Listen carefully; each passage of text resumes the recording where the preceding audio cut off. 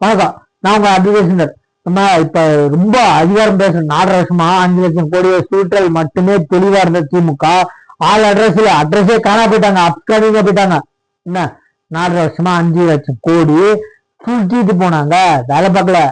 மொத்தமா இருக்கு. இப்ப ஸ்டாலினும் உதயநிதி ஸ்டாலினும் நிதி உரிமை பறிக்கப்படுகிறது, அதை கொடுத்தா ஆட்சி முடியறதுக்குள்ள நிர்மலா சீதாராமன் உங்களுக்கு புரியுதா? இத கொடுத்தா மொத்தமா திமுக கார அவனுக்கு தெரிஞ்சு போச்சு, இனிமேல் உட்கார வைக்கவே மாட்டாங்கன்னு. என்ன சீட்ல பதவியில. அதனால நிதி உரிமை பறிக்கப்படுகிறது. நிர்மலா சீதாராமன் அவர்களே, ஏன் நிதியை கொடுக்க மாட்டேங்குது தமிழ்நாட்டுக்கு? கொடுத்தீங்கன்னா திமுக கார வசமா எலெக்ஷன் முடிஞ்சு தோத்து போறதுக்குள்ள மொத்தத்தையும் சுத்திட்டு போறதுக்கு அப்பக்குள்ள கொள்ளிச்சாக்கு எல்லாம் ரெடி ஆயிட்டாங்க. அதனால பகிரமா கேக்குறாங்க.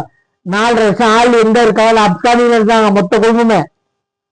இப்ப கேக்குறாங்கல்ல, நிர்மலா சீதாராமன் கொஞ்சம் கருத்துல எடுத்துக்கோங்க.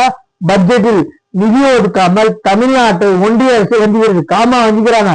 தமிழ்நாட்டின் நிதி உரிமை பறிக்கப்படுகிறது. எதுக்காக? பட்ஜெட்டில் தமிழ்நாட்டை புறக்கணிக்கிறார் ஒன்றிய நிதி அமைச்சர் நிர்மலா சீதாராமன்.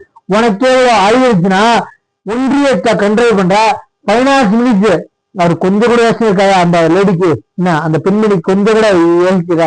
திமுக காரனுக்கு தெரிஞ்சு எலெக்ஷனுக்கு முன்னாடி சுருட்டிட்டு போகணும்னு அவங்க பிளான தெரிஞ்சு போச்சு ஒன்றியத்துக்கு.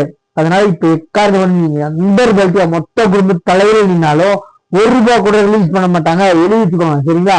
நிர்மலா சீதாராமன் அவர்களே, கொஞ்சம் யோசிச்சா ₹1 கூட நீங்க விடுவிச்சீங்க தமிழ்நாட்டுக்கு பேர்ல.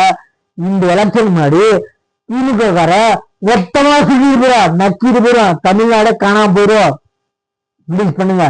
பண்ண வேணாம்ல. தமிழ்நாட்டுக்கு வர வேண்டிய தொகைய நிதிய எலெக்ஷனுக்கு அப்புறமா யாரு வராங்களோ கொடுங்க.